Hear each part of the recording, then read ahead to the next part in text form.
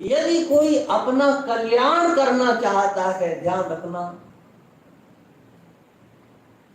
तो उसके पास श्रद्धा की पूंजी होना बहुत आवश्यक है। जैसा कहा गया है वैसा आप स्वीकार कर लो। देखो, स्वीकृति तो आपने जन्म मृत्यु के प्रवाह में जूझने के लिए दे दिए। आपने अपनी बुद्धि नहीं लगाई कि ये जाति कैसे, ये पिता कैसे, ये माँ कैसे, ये बहन कैसे,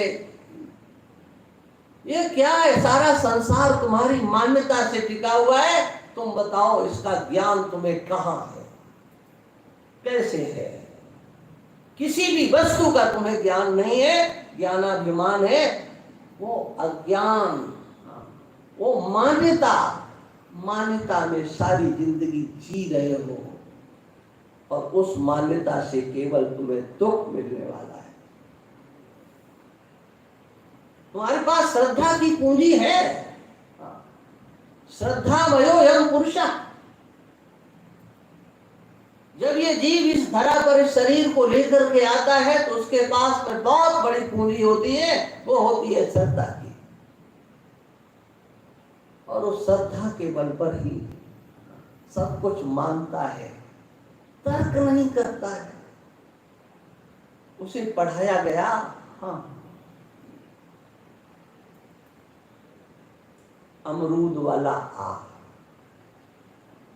तो उसने शुरू कर दिया अमरूद वाला आ, अमरूद वाला आ। अब उसे कोई पढ़ाने लगे अखिलेश वाला आ। आजकल ये चला समाचार में आ रहा है कि बोले एक नेता ने विद्यालय खोलना शुरू कर दिया, विद्यालय, और बच्चों को पढ़ा रहा। हाँ, अखिलेश माने आ, ए माने अखिलेश, डी माने डिम्पल, एम माने मुलायम। अब बच्चे चिल्ला रहे, पढ़ रहे हैं, कोई नक्कल नहीं लगा रहे हो।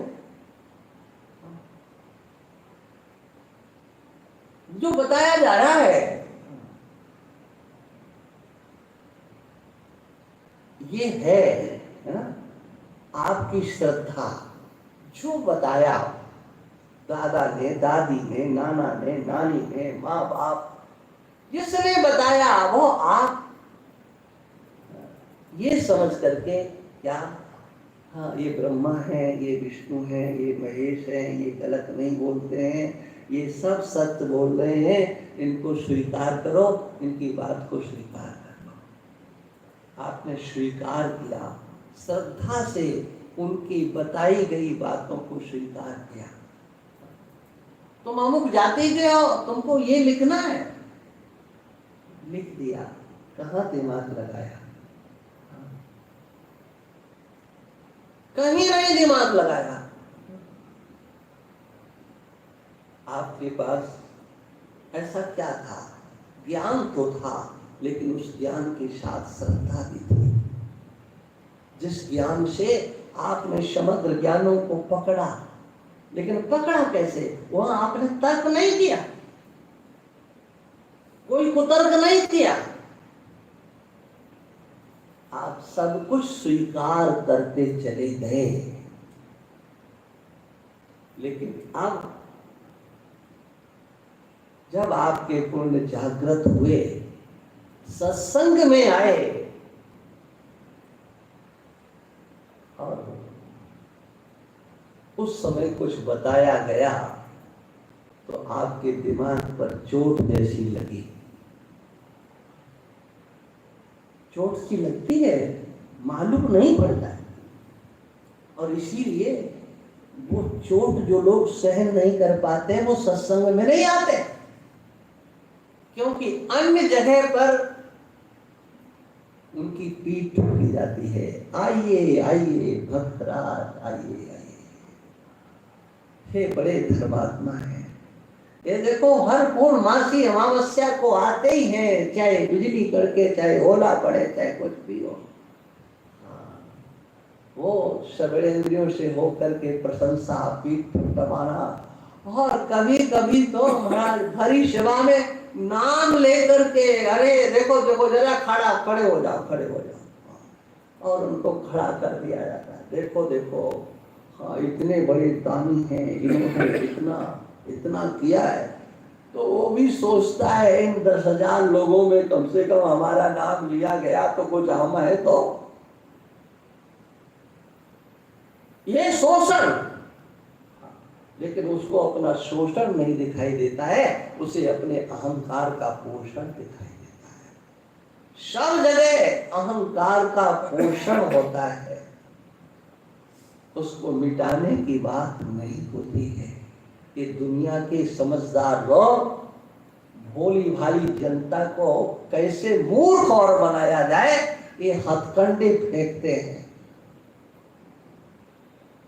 लेकिन जहां विशुद्ध सत्संग होता है ना, केवल अध्यात्म का सत्संग होता है, वहां पर जब चोट पड़ती है, अरे तुम 1 नंबर की मूर्ख हो, तुम क्या जानते हो। लोग समझदार बन करके जाते हैं ना महात्माओं के पास, यदि उनके पुण्य अच्छे होते हैं ना, तो वो महात्माओं की डांट सह लेते हैं। मजबूत पुण्य आत्मा होता है तो वो डांट सह लेता है,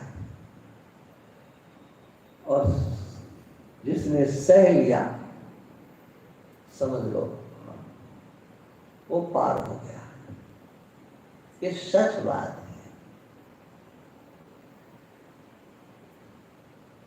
वो सत्संग में गया है, उसका ज्ञानांधकार, उसका मोह मिटा है, तो उसकी आगे की कहानी चलेगी। भगवान कृष्ण ने भगवत गीता में अर्जुन से एक बात कही,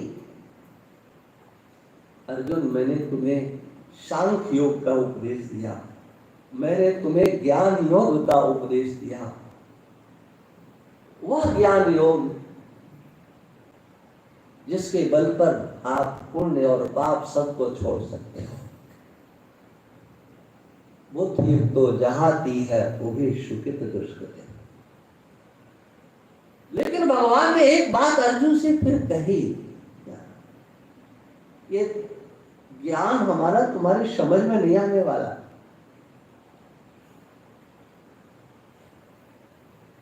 ऐसा नहीं कभी नहीं आएगा, आएगा तो सही। तो अर्जुन का प्रश्न हुआ कब आएगा? तो भगवान ने कहा यदा ते मोह कलिलम बुद्धि व्यतितरिष्यति। अर्जुन, जिस समय तुम्हारी बुद्धि ये मोह रूपी दलदल से पार चली जाएगी, उस समय ये ज्ञान हमारी समझ में आ जाएगा। पूरे नहीं, उस समय भी नहीं, उससे भी आगे। मोह रूपी दलदल से पार चले जाओ, इतना मात्र नहीं, तुम्हारे अंदर निर्वेद आएगा, वैराग्य आएगा। वैराग्य कहते बिन सत्संग विवेक न हुई। विवेक तो हो गया, लेकिन किया क्या ये बताओ पहले। विवेक का उपयोग अगर वैराग्य में नहीं हुआ, सत और असत का विभाजन करना ये विवेक का काम है। लेकिन जान लिया कि ये तो रहा सत, ये रहा असत, किंतु आप बैठे काम हो। गांव में लोग कहावत कहते हैं ना कि पंचों की बात सर माथे, लेकिन परनाला तो यहीं से बहेगा।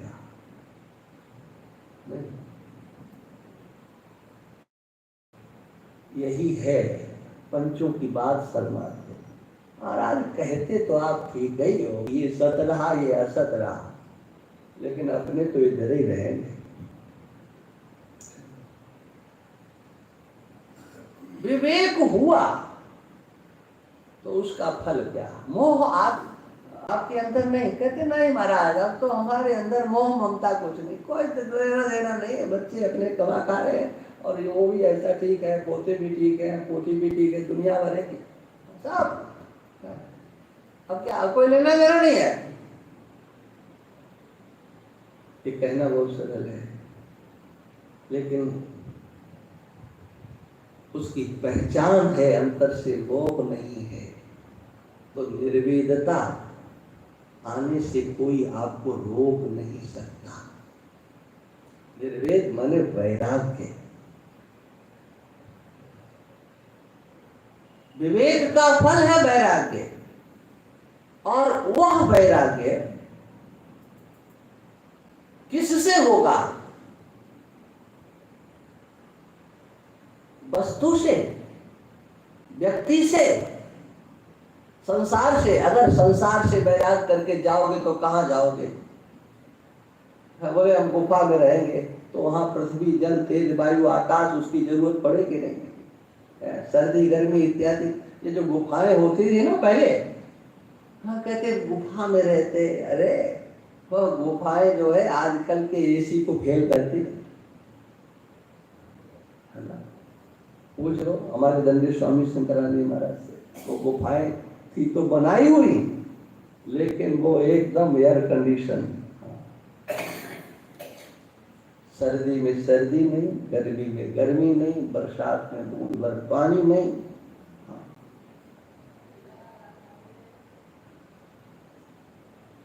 पहले महात्मा जंगलों में रहते थे, तो गंगा उस पार पहले महात्मा हरिद्वार में रहा करते थे झाड़ियों में, लेकिन उन महात्माओं की झोपड़ियों को उखाड़ करके फेंक दिया गया। बोले यहाँ तो जानवर रहेंगे, ये तो जानवरों के रहने की जगह है। बताओ, जंगलों में अब महात्माओं के रहने की जगह, उनकी झोपड़ियां सड़ती हुई उखाड़ करके फेंक दिया। और महात्माओं ने पत्थरों को जोड़ करके छोटी छोटी दीवार बना ली थी, उस पर अपनी झोपड़ियां डाल ली थी पेड़ों के बीच में। बोले नहीं नहीं, ये तो अभयारण्य है, अभयारण्य। महात्मा क्या कर रहे थे? नहीं रहने दिया।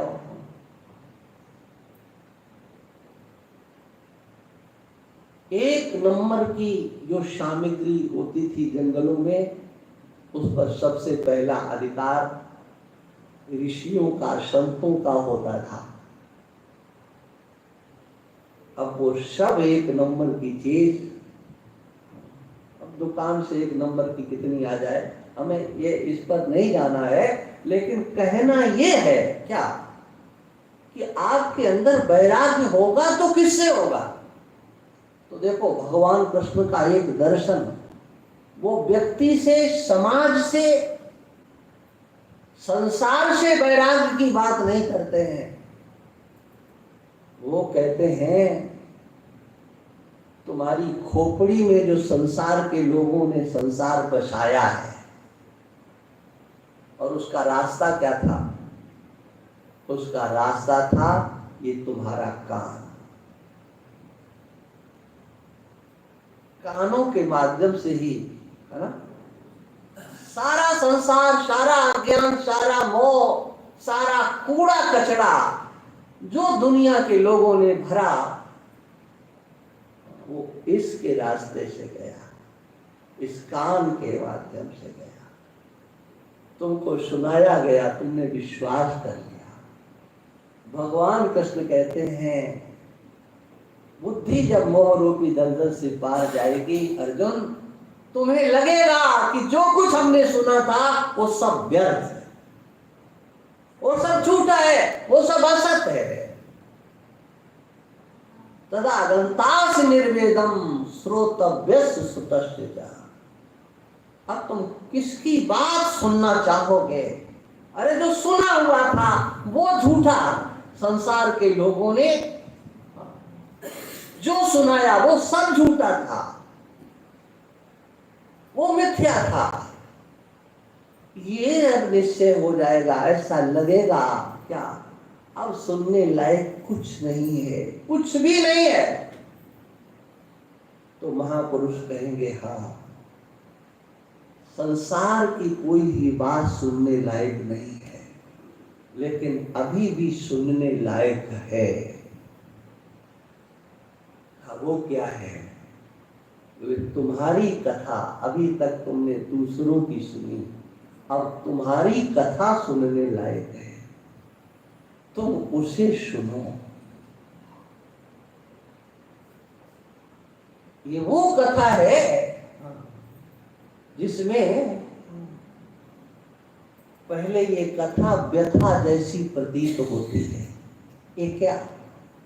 और इसीलिए इस रास्ते पर चलने के लिए आपके पास बहुत बड़ी श्रद्धा की पूंजी होना चाहिए। श्रद्धा की पूंजी, श्रद्धस्व सौम्य। पहले तुम हमारी बात पर श्रद्धा करो। भगवान कृष्ण कहते हैं, श्रद्धावान लभते ज्ञानम तत्परः संयतेन्द्रियः ज्ञानम लब्ध्वा पराम शांति मचिरेणाधिगच्छति। बहुत जल्दी शांति आपके पास में आएगी। शांति आएगी मन सुख आएगा। अरे कहाँ से आएगा? अरे बोले कहीं से नहीं, जहां तुम हो वहीं है। पहले श्रद्धा तो करो। श्रद्धा की पूंजी होना चाहिए। हाथ जोड़ देना ये श्रद्धा नहीं होती है। एक बार मैं आनंद वृंदावन में कभी कभी नंबर लगता था कि नहीं बोलना है तो बोलते थे, वैसे तो बचता ही था। तो एक बार मैंने श्रद्धा की परिभाषा कर दी,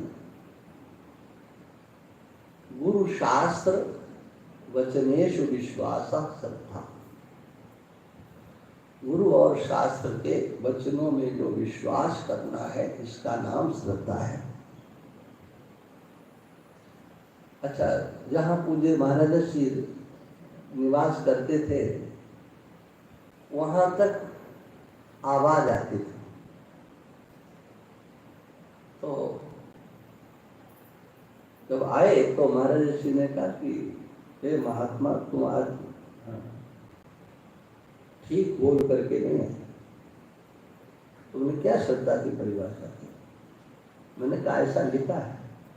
बोले वो पूरा लिखा नहीं है। अरे शास्त्र तो बहुत व्यापक है,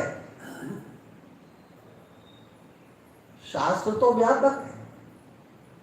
कर्मकांड भी शास्त्र है, स्मृतियां भी शास्त्र है, ज्योतिष भी शास्त्र है।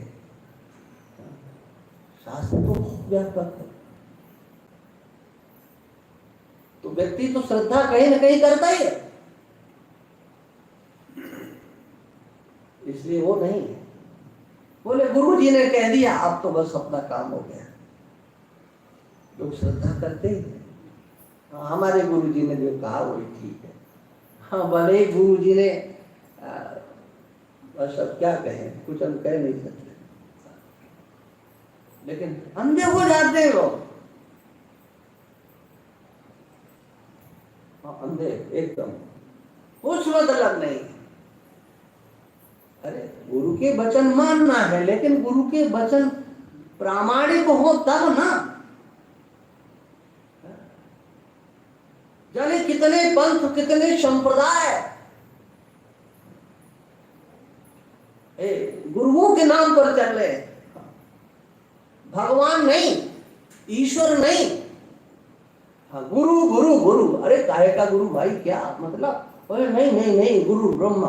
अरे ब्रह्मा पहले कि गुरु पहले?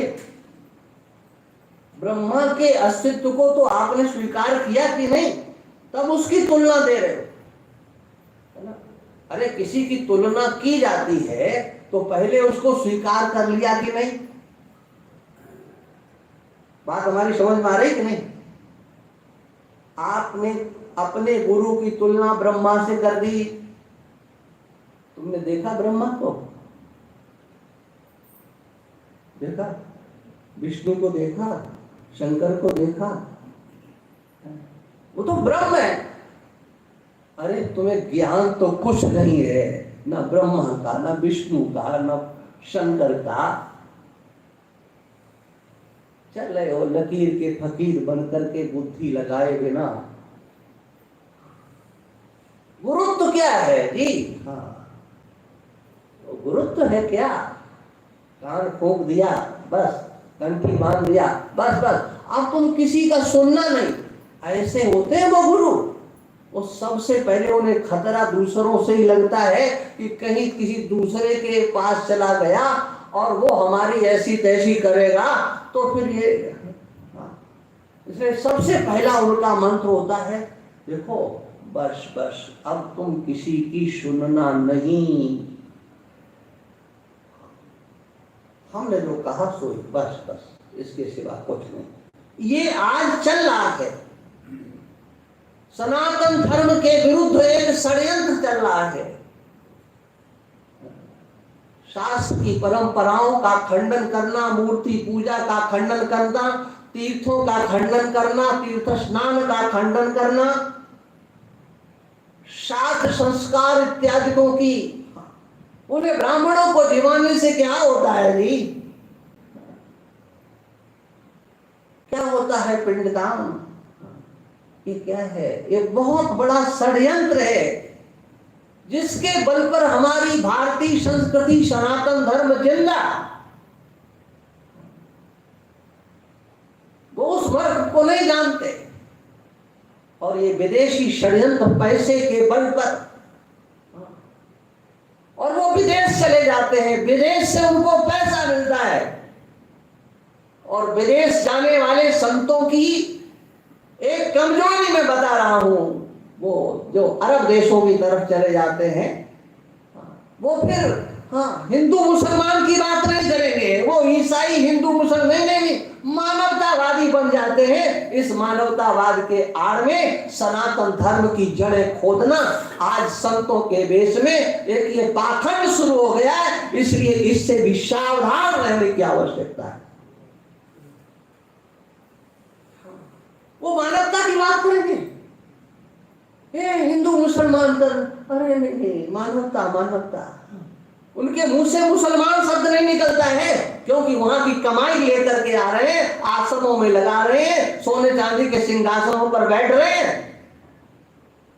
एक बड़ा भारी षड्यंत्र, उनकी वाणी संघर्ष करने के लिए, सनातन धर्म के लिए संघर्ष करने के लिए तैयार नहीं है। ये समझने की आवश्यकता है। इसलिए कहां श्रद्धा करना, कैसी श्रद्धा करना? पूज्य श्री ने कहा कि श्रद्धा तो सबके हृदय में होती है, कहीं न कहीं कोई न कोई कुछ न कुछ मानता ही है और उसमें भी शास्त्र का प्रमाण मिल जाता है। लेकिन विश्वास की कसौटी है क्या? वेदांत के वचनों पर विश्वास करना।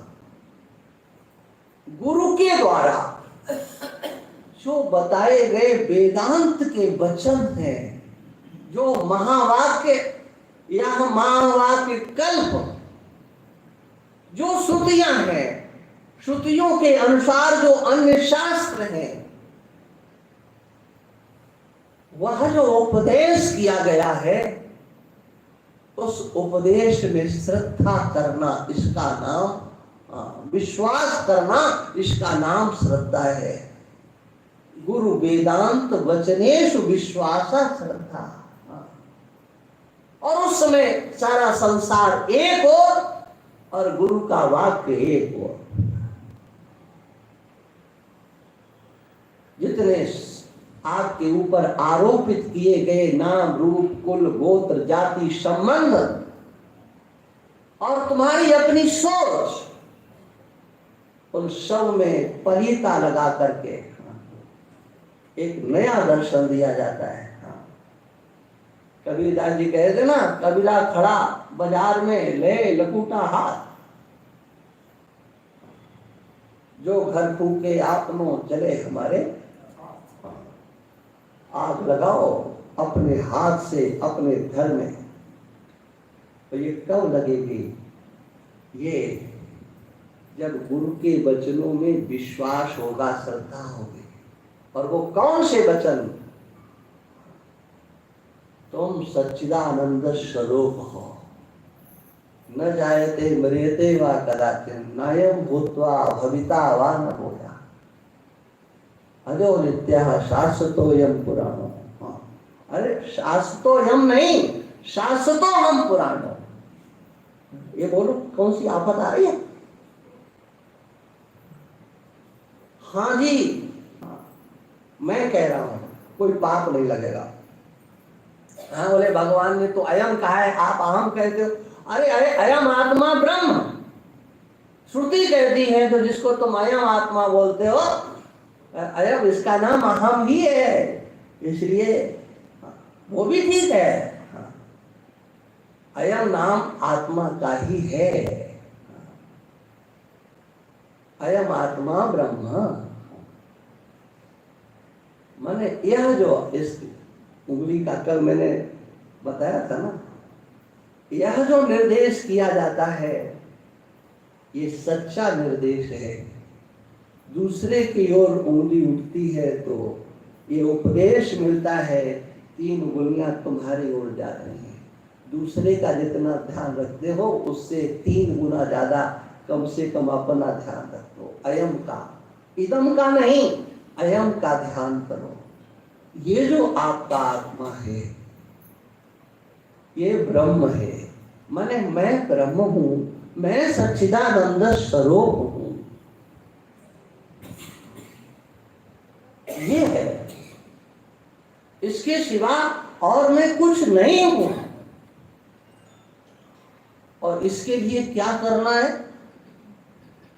पहले तो श्रद्धा की पूंजी, श्रद्धावान, और फिर तत्परता, लगन कितनी है, सुनने मात्र से नहीं, ये अंतर में चुभ जाना चाहिए। ये बात कि तुम्हें दर्द करे, बेचैनी पैदा करे, इसका अनुभव हमें कब होगा? ये पीड़ा जब तुम्हें होगी, मैं ब्रह्म हूं, मैं ब्रह्म हूं, अनुभव कब? तो उसके लिए भगवान कहते हैं तत्परता दिखानी पड़ेगी। कितनी देर बैठते हैं आप अपने स्वरूप का चिंतन करने के लिए? सोचो जरा, 24 घंटे में कितने मिनट आप बैठते हो, कितने घंटे आप बैठते हो? ये अपना चिंतन करने के लिए मैं सच्चिदानंद स्वरूप हूं। सोचो, कहोगे समय नहीं है। हाँ, समय तो नहीं है, बिल्कुल नहीं समय। रोटी खाना है, स्नान करना है, टेलीविजन देखना है। टेलीविजन की बात छोड़ दो, आजकल तो टेलीविजन आपके हृदय में मोबाइल के रूप में बसा हुआ है। अब तो वो बेचारा रोता रहता है, आए आए कोई आए, बटन दबाए, कोई चलाए मुझे। ये घर के टेलीविजन तो पश्चाताप के गर्त में डूबे रहते हैं। अब बेचारों की ओर कोई देखता ही नहीं। कभी एक ऐसा समय था जब रामायण आती थी तो मोहल्ले में, गांव में कहीं होता था, अरे नहीं होता, दूसरे गांव चले जाते थे लोग।